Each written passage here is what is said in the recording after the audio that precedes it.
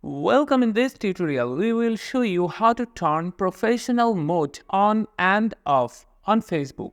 Let's get started. First, open the Facebook app and go to your profile by tapping on your profile icon.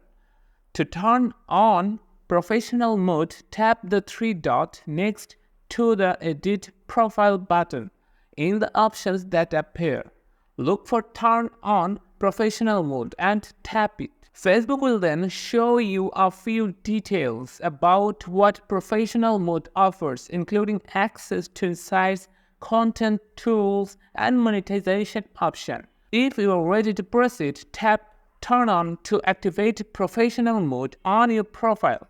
Now, if you decide to turn off professional mode at any time, you can easily do that too. Go back to your profile and tap the three dots again. This time select Turn off professional mode.